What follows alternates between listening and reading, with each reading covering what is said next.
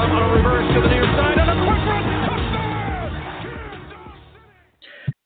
Yes, sir. We are back in the building. Welcome to another edition of Cover 2 with your boys, McMillan and Purdue. I'm one of your hosts. I'm Devin McMillan. We're here in the building at the round table with my partner in crime. We got Fred Purdue in the house. What up, Fred? What's going on, sir? Still kind of enjoying a little bit of extra fun this week. It's spring break down here in Florida, man. It's quite nice. Oh, man. Spring break in Florida, that just means trouble. I'll stay here. I remember those spring break in Florida days. So there's probably a lot of walking around you need to be seeing at this particular point in your life. But we're going to stop right there. But no, man, it's a lot happening in the off season of the NFL. The NFL has always, at least in the last 10 or 15 years, has always found ways to dominate the news cycle, even when they're not in season. And I think they probably got their cue from the NBA. They've done that, pretty much on their off season as well.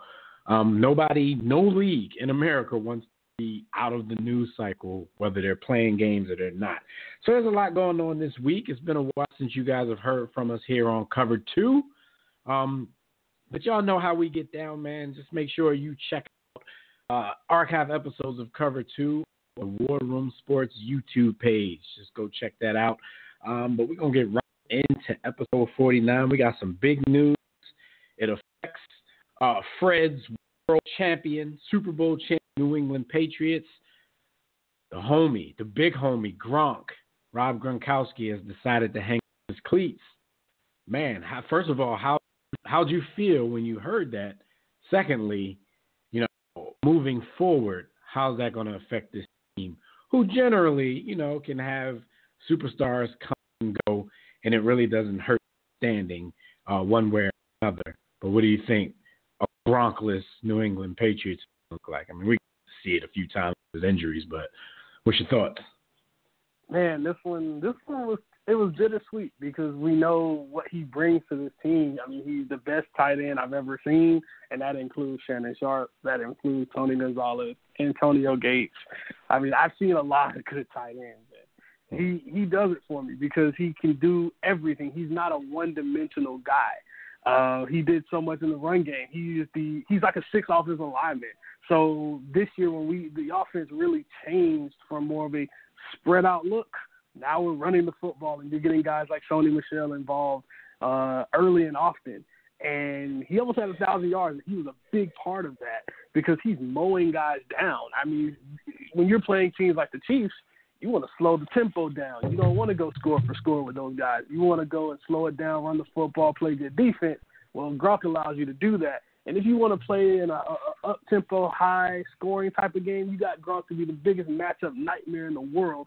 No linebacker can cover him. He's too big, too quick. No safety can cover him because he's just too big. He's 6'8", 250. Oh, does that sound like that LeBron guy, by the way? Yeah. Also, if you put a corner on him, he's just going to get bodied. So what do you do with that kind of matchup nightmare? So for me, it's bittersweet because he's an infectious type of person as far as his personality. You want that. He has that frat boy kind of personality where he's just so energetic. But when it's game time, it's game time. And, he brings such an attitude to the game. He looks like he genuinely is having fun. Where in New England, it seems like it's all business. He's the one guy that looks like he's having fun. I'm glad we sent him out as a champion. He is a Hall of Famer, first ballot. I'll see him in 5 years. I hope he doesn't come back. His body's broken. Maybe we'll see him in WWE or something like that, and he'll have a good life later after football. No doubt. And, Rob Gronkowski, he was, to me, well, let's get into this because I can state my opinions more on this particular conversation. Here at War Room Sports, when somebody hangs him up, especially somebody as great as Rob Gronkowski, we definitely have to play a quick round of HOF or FOH. Mm-hmm. So we're going to do that with Rob real quick. I already know what you're thinking. I already know what you're going to say, but I'm going to ask you anyway. Rob Gronkowski, HOF or FOH?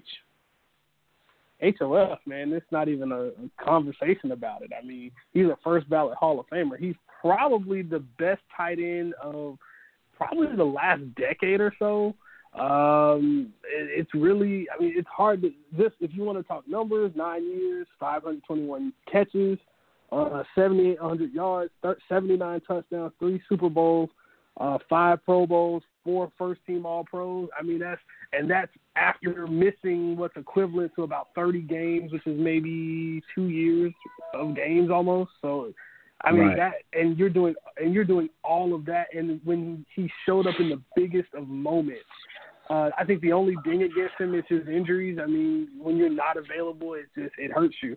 Especially when your team wins a Super Bowl without you. When we posted that on the social media, that was exactly the conversation that I was trying to have with people. I know you saw, I kind of got into a quick back and forth with a woman who her first thought was, of course, his numbers speak for themselves.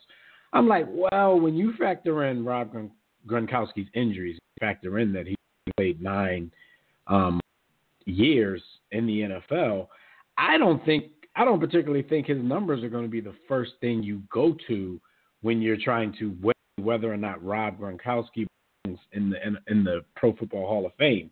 Because like you said, his numbers, if you look at them, 521 receptions, 7,861 yards. I think the most impressive thing about his numbers, touchdowns, 79 touchdowns.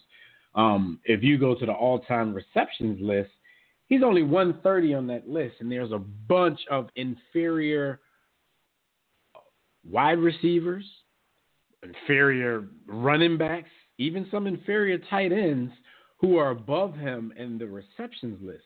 So for me, I would definitely put Rob Gronkowski in the Hall of Fame, but on this one, I'm not going to throw his numbers at you and say, oh, that's it, case closed, because I don't think that's the case.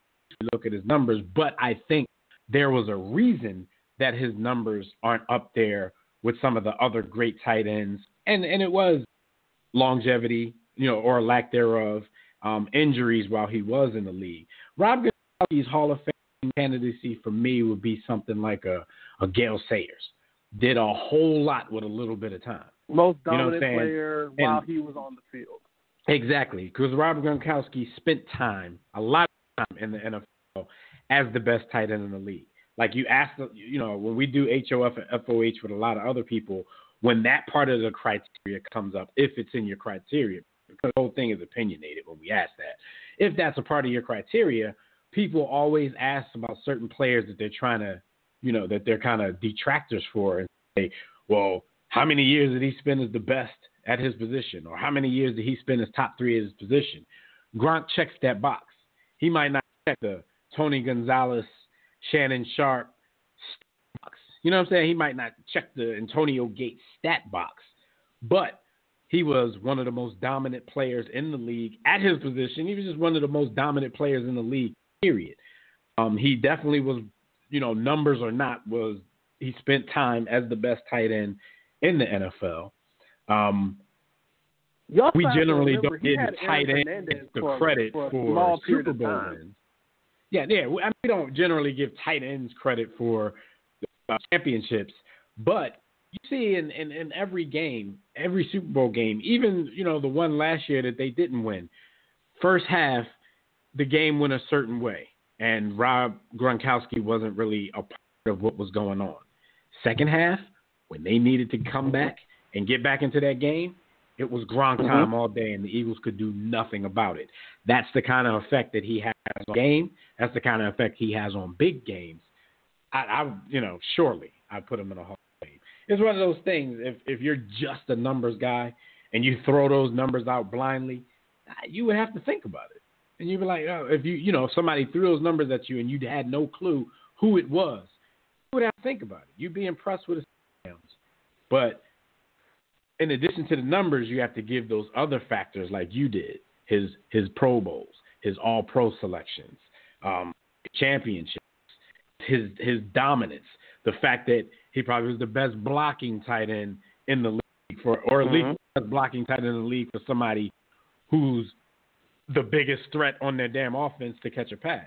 So, of course, Rob Gronkowski gets into the Hall of Fame. You know, That's and what a lot of times what I say too is when you throw out numbers and longevity, I mean, I like to look at what was their best year. What is their best year or stretch of years versus someone that's comparable. When I look at and when I look at greats at the tight end position, I look at Ozzie Newsome. He's to me, with all respect to Tony Gonzalez, he was one of the gold standards at that position. His numbers are comparable to him, and that was in a time when they didn't throw the ball that much. Tony Gonzalez was always on a team where he was the number one receiver. He should have those type of numbers where he has. We always remember him with the Chiefs. He had two dominant running backs. He had a quarterback who relied on him heavily. And even when he went to Atlanta, he didn't. He had a certain Matt Ryan who was pretty good. He got an upgrade at quarterback, and Trent Green was no slouch, but he wasn't Matt Ryan. And when I look at how stacked that team was back then, those Falcons teams, those teams were pretty good offensively. Rob Gronkowski's best year in the league was his second year in the league. He dropped 17 touchdowns. He dropped 1,300 yards and 90 catches. There's Julio Joneses of the world and A.J. Greens of the world, Odell Beckhams of the world who don't do that. And we're talking about a tight end in his second year in the league with another guy who now is who has moved on, and Aaron Hernandez, who's a killer off the field doing part-time work, who he was taking catches away from this guy. So for me, when I look at how dominant Rob Gronkowski was, I can honestly, my argument, if I'm in that room saying I want Rob Gronkowski in the Hall of Fame, I'm not pointing to his numbers. I can point out multiple moments in his career where he's the best guy on the field. He's the number one option. I even looked back to the Super Bowl when Denver they beat the Patriots in the AFC title game. Last play of the game, Rob Gronkowski is the number one option all day, every day. He got 2 feet in bounds, but the back part of his foot was didn't stay in, and it was incomplete. That's how impactful he is, where he has 3 guys on him in the back of the end zone, and he still catches the football. And the only thing separating a Super Bowl and not going to the Super Bowl is the back part of his foot. His foot's too big. That's it. So when you look at moments like that, that's when I look at how dominant a guy is. My criteria also for Hall of Fame is either one of 2 things. You're generationally great, or you outwork everybody and you put up just silly numbers. And if you really go look at the Hall of Fame, that's typically what it is. Even if you just go across the board at any position, Deion Sanders, he's just ridiculously good at what he does. Randy Moss, he's a freak of nature receiver. Jerry Rice, he wasn't the fastest, but he outworked everybody to 20-some thousand yards receiving, and or 15-something thousand receiving yards. And he's really just better than everybody else, even to the end of his career where he's just 20 years in, and he's still outworking guys half his age. Yeah. All right, so I think we both agree.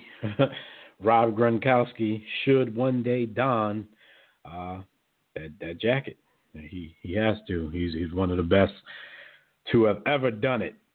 All right, so this is the part of the program where I defer to my partner a little bit because, as you all know, Fred is also the War Room Sports college football guru as well, and we're at that part of the spring where, you know, our show, even though we're doing NFL right now, our show teeters the line between college and professional football because we're leading up to NFL draft time. So Fred's going to give us some information, some updates about 3 schools' pro days, and that's Alabama, that's Miami, a.k.a. and Georgia. So let's start out with your pro day update for what most generally see as the greatest team in the land, whether they win a national championship or not. Alabama. What's the story on that? Man, you have so many prospects coming out for this year when it comes to Crimson Tide. Number 1 on my board is Quentin Williams. Had a great pro day, showed very good hands across the line or on the defensive line. He has good feet. He has really good feet. And when I look at a defensive lineman, you can talk about strength, you can talk about numbers, you can talk about all the things that they can do, But when you look at a guy that he just has great hands across the board at the line of scrimmage. He can just knock guys' hands down and just get to the quarterback. That will tell you a lot about how a guy can literally dominate. He can just dominate his competition. Josh Jacobs is probably going to be the best running back in this class. This running back class isn't the best class I've seen, but his comparison for me is Alvin Kamara, and he comes in at roughly about 6 foot, 225. He ran a 4.40, not bad at all. You can tell he loves to be in the weight room. That's one thing we saw against Oklahoma in the playoff game, where he just completely trucked the guy en route to a touchdown. And that's his if that's his lasting moment, then that's going to be something that we're really happy to see. Jonah Williams is a pretty good offensive lineman. This offensive line class isn't it's top heavy at the tackle position. I'm not really impressed by the overall group, but you will find some guys in there. And that Jonah Williams, even though he's listed at left tackle, he's more of a right tackle. And quite honestly, if I'm a team if I'm a smart team, I'm start him out at guard and see, because he's got these long arms, he's really tall, and he's very fluid inside, and he has very good upper body strength. And what you want to see is can he just double down on guys and just mash guys into the ground in the run game? And if he's successful there, leave him there. I have no problem with that. Quite honestly, how much I hate those Dallas Cowboys, but he would be a plug and play right there for the Dallas Cowboys. He might not make it that far. I think he's going to get pushed up, but he's one of those guys that really makes teams really, really reevaluate some things as far as the offensive line position, because versatility is one of the biggest things you need. If you can play multiple positions on the offensive line, you're very valuable, and teams will keep you around. Deontay Thompson, safety. I saw a lot from him that I liked early in the year, but towards the end of the year, I had to go back and watch the film. He gets lost in coverage every now and then, but for the most part, very solid player. He'll be a back end of the first round guy for sure. Good speed, good feet, good hips. And when you look at the safety, he has to have good hips. He has to be able to play the position with his eyes as well. He doesn't get beat too much. Those are the guys for me that really kind of stood out. All right, well, we know that Alabama is a professional football factory. As a matter of fact, usually when they're in the middle of a dominant season, that's, what everybody says. Like, well, you go to Alabama and against those guys, you're playing against such and such amount of professional football players, at that time. So it's never surprising when you do your pro day and your prospect report from this school that, they have so many guys, and they have so many guys that you might see near the top of the draft. Let's go down to your boys down at the. Oh yeah. What's going on down there? What happened at their pro day? Oh man, Miami had a pretty interesting pro day. Every now and then you always get a prospect that you don't really think about. Guys get buried on depth charts. Coaches, for whatever reason, don't use guys. Treon Gray, he's always been talked about as more of a running back fullback hybrid, where he's essentially a short yardage back. Well, he showed 4.38 speed and showed everybody that he's more than just a guy that can just be on the short yardage team. He maybe give some teams some different thoughts on what they can use him for. He didn't really get a lot of run because you have guys like DJ Dallas that's starting right now, Cameron Davis, Travis Homer, who came out early. I'm not sure why he came out early. He doesn't really show me anything special. He's got average speed, average hands. I thought he would be a little bit better this year. Michael Jackson at corner. He's a long press man corner. He's more of I think he'll end up dropping probably to anywhere between the 4th and 5th round. I thought he would possibly be a first-round pick, but he's so stiff. And in this league now, he may end up having to move to safety. I don't think he'll be able to keep up in this league. Also looking on the D line, Gerald Willis led the country in tackles for loss. You could see that on film. He's still dealing with injuries, so he may drop in this whole draft thing. You just never know with situations like that how much teams value. Can he be their guy? I think he'll probably be like a third-round pick for now. A team like maybe Tampa could use him in their rotation, especially with them potentially losing Gerald McCoy, being cut, being traded. He's getting up there in age. That'd be a decent comparison type of player. Maybe a poor man's Gerald McCoy would be very good for Gerald Willis, who was a transfer from Florida. And Gerald Willis really made big-time plays for this team this past season. A lot of the talent for the Hurricanes is going to come next year, but one guy that really as far as the back end of the year, really had my attention was Sheldrick Redwine. He's a big physical safety. He can play free. He can play strong. I prefer him in the box, but he's a very good athlete, 4'4", 4'5" type of guy. Very sound, very good tackler. That's what you always want from a decent safety. He'll end up on special teams to start. He'll probably be like a day 2 pick, maybe 3rd, 4th round. Somebody's going to take him earlier than he probably should be. But if he can get in with a veteran that can help him develop and teach him how to be a professional, things will be very good for him. That is the U report. Let's go back over to Georgia. What's going on, Georgia and their pro day? Georgia had a running back, Elijah Holyfield. If that name sounds familiar, that's Evander Holyfield, the boxer's son. Mm-hmm. He was supposed to run really well, but he ran like a 4.7 at the combine, and then he followed that up at his pro day by running just an awful 4.7 and a 4.8, and it just really wasn't all that great. He's supposedly a big bruising back, but you're not. And really, I hate saying this, but 40s don't always equal great running backs. I mean, if you look at guys like Terrell Davis, you look at guys like LaDainian Tomlinson, those guys weren't blazers. They were very good runners, but they also had great vision. I don't see the vision. I don't see the blocking from the young Elijah Holyfield. Quite honestly, I think he should have came back and stayed. A lot of the notes that I've seen and talking to different people that are very close to the program, when they would see him coming out of the locker room, you're like, who is that? And then when you see him running and moving around, and you're just like, he's got to start. And then you wonder, why he's not on the field, and coaches have things to say about him off the field. He needs to mature. He needs to grow up. And when you have issues like that, that's always something that's a concern. For me, DeAndre Baker is the best player in this draft for them. Very good corner, solid corner. He won't blow you away with his 40 time or his broad jump, but he's just so technically sound. He ran a little bit slower than we thought he would. But if you really go back and look at him on film, he doesn't play as fast as people think he should run.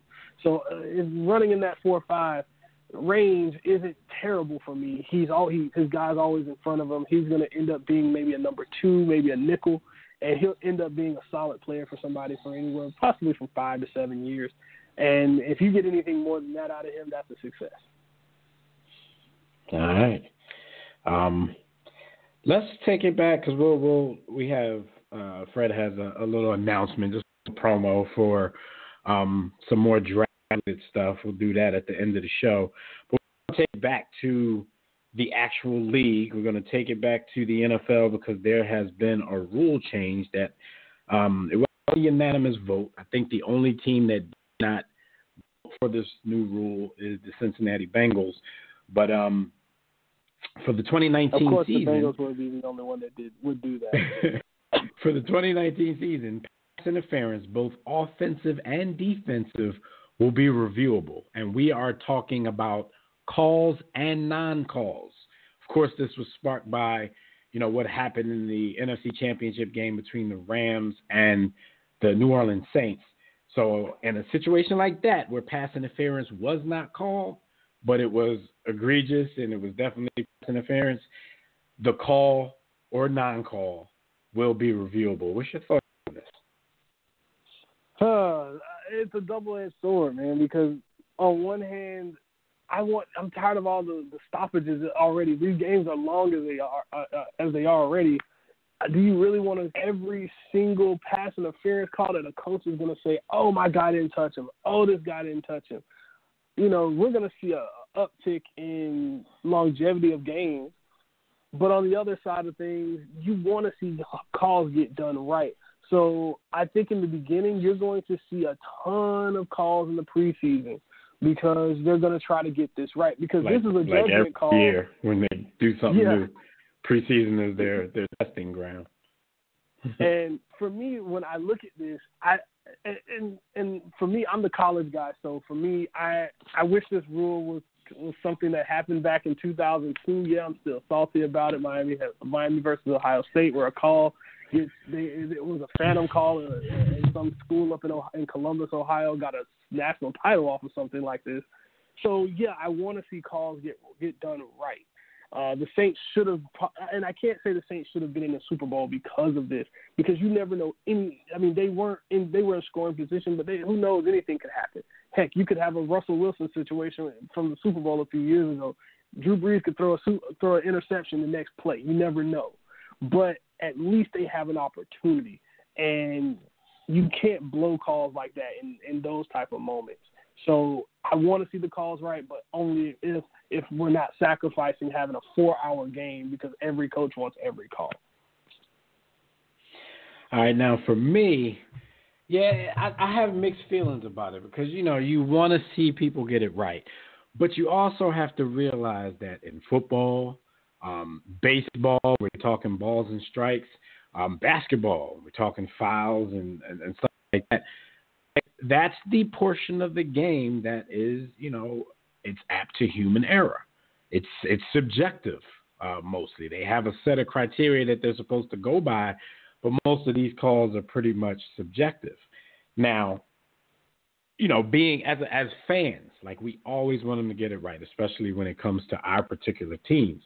But one part of this, like you already mentioned, is the fact that games, there's already so many stoppages, and then you have the reviews that, once upon a time, I thought reviews were supposed to be done in a minute and 30 seconds, and sometimes they just take as long as they have to take in order to get it right. It seems like that time clock has been thrown out the door, and a lot of fans just haven't even noticed that. Like, the refs go in, and they just review something as long as they damn well please.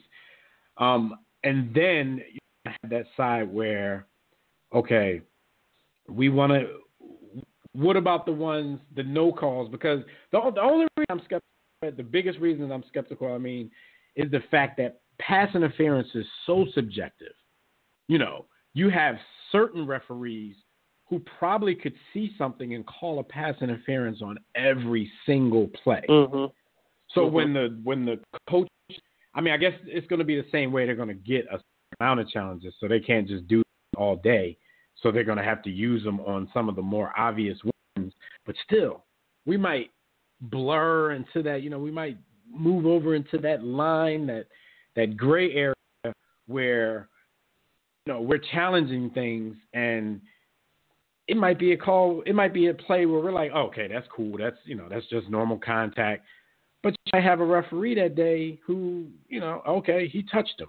So I'm going to change this. And it's just going to go into those gray areas where some stuff is going to get changed that you don't like. Like, oh, my God, that's not pass interference. And then some stuff, are going to like because some things are egregious and they should have been seen from the get-go. We shouldn't even have to throw a flag over this kind of stuff. I just think it's going to be way too many mixes of situations in there that you're not going to be able to please everyone. So I think they might be setting a dangerous precedent going down this road, but at the same time, you do want to see them get it right. So we'll see. Like you said, they're going to test it out. They're going to change things ungodly in the preseason and hopefully tweak it enough to where they get it right in the regular season. But I'm very interested to see how this is going to go and how long it possibly lasts if a lot of parties out there don't like what's going on. The good part about this is the rule still stands when it comes to challenges. There's no extra challenges. Teams get 2 challenges. If you get a challenge right, you keep your timeout. If you don't get it right, you lose your timeout. So it's coaches will still have to be judicious with how they challenge things because you may need that challenge flag later in the game, especially knowing how pass interference happens so often now. I mean, we sometimes I don't even know what the rule is on pass interference anymore because the guy even looks at somebody wrong. I mean, you can't touch these receivers anymore. So I think, and that's one of those skills that guys like Gronk, Travis Kelce, those big body tight end guys, they're going to be getting a ton of those calls. And what happens if they say just let them play in the playoffs? That's when you're probably going to see a lot of those calls really being done and kind of tested out because it sucks that that's going to be the proving ground for this, but you're going to have to wait till late in the season and early in the playoffs when something crazy is going to happen. Yeah. All right, so we shall see. I'm pretty sure the Rams were the Saints were the first in line to vote yay on this whole thing. I don't know. It's definitely a big deal, man. Pass interference is one of the biggest calls in the NFL that I think over the years they haven't gotten right. So we'll see. I think about the rule needs to change, but maybe this didn't need to be the one to go first. I don't think I like the fact that be the one that goes first. Yeah, easily. I don't. No, I'm talking about actual pass interference related calls though. If you're gonna bring up pass interference and illegal contact and stuff, if you're gonna bring up these defensive back related calls, I really think that there's a whole lot of things that could have been addressed prior to. Can we get the definition reviewing of the whole pass thing? Interference and illegal contact? Can we get any of that figured out first? Right, exactly. And first of all, can we stop with the spot file? Like, that's not fair sometimes. Yeah. Sometimes a desperate team is just throwing the ball up, and you're putting them right back in the game with a beat call all the way down to the 1 yard line. Then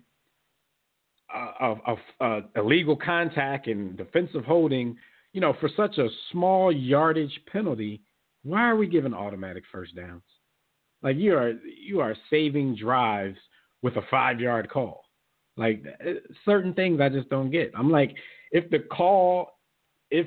yardage on the penalty is enough for you to get the first down, then you get the first down. But I don't see why it could be 3rd and 23, you get a 5 yard penalty and an automatic first down. You're saving teams who, in a lot of these instances, do not deserve to be saved. Offense ain't done a damn thing all day, and you're bailing them out. So like that need to be addressed before we address reviewing calls and non-calls on pass interference. If we get there, we get there. But like you said, I think we need to shake out some of this other stuff first. All right, Fred has an announcement. So the draft is coming up. So we look to you on this, and Cover 2 and on Quick Slants. We look to you for that mock. What's going on? When's the mock coming? All right. So first off, I actually have 2 announcements because one of these kind of ties into the draft. First one, I know the draft is on. It's a 3-day thing. You know how I literally sit there and I watch every single pick and break it all down. Well, you're going to get 2 out of 3 days this time. Unfortunately, day 2 of the draft, which is the best of the rest in round 1, and I won't be able to be there. I'm actually graduating from college again. Yes, sir. So I won't be there for day 2. I'll be able to kind of give my thoughts and recap going into day 3, but I will be walking across somebody's stage that night, so I won't be able to do that. But because I am doing that and I'm so dedicated, I'm going to make sure I put out some mock drafts. I'm going to put out I'll start you guys out with a 1-round, first round mock, and then we'll kind of move on a little bit. I'll give you a 3-round mock, and then when we get closer to it at the very end, I'll give you a 7-round mock. So we'll talk a lot of drafts. We have about a month left, so we'll talk. I feel like maybe we'll kind of dedicate maybe 15, 20 minutes. Can we do that? And just kind of every week and kind of give the people what they want. Wow. Always got to give the people what they want. All right, everybody. So this has been another episode of Cover with your boys McMillan and Purdue. Everything's it's coming fast. Like Fred just said, we got like another month leading up to draft coverage, and we're going to give you just that. So just make sure you stay in tune with that YouTube page, the War Room Sports YouTube page, because the episodes they're going to be coming, whether they're announced or not. When we feel the need to get on these microphones, we're going to do so.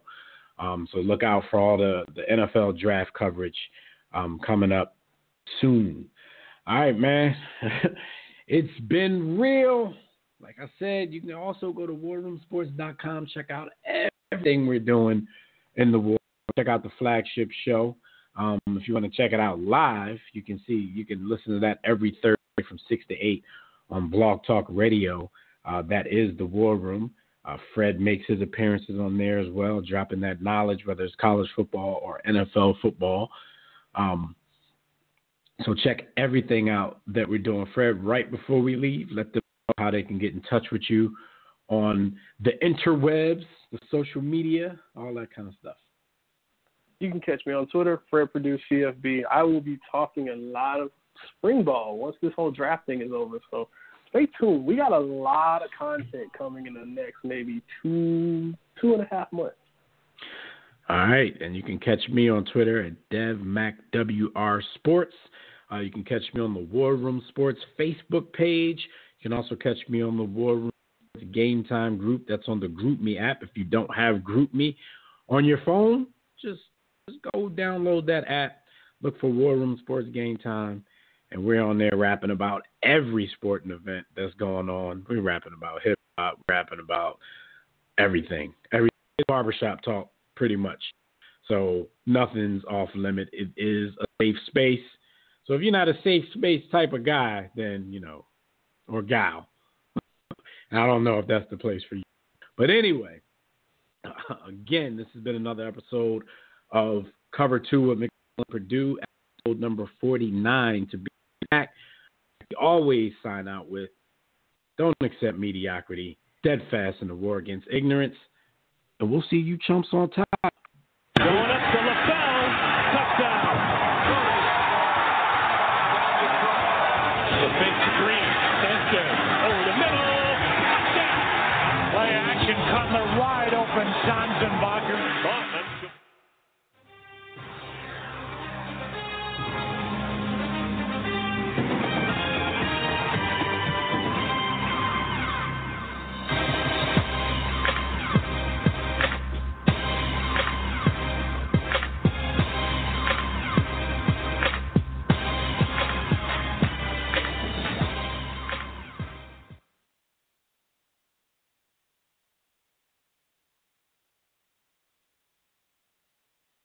War Room Sports, www.warroomsports.com.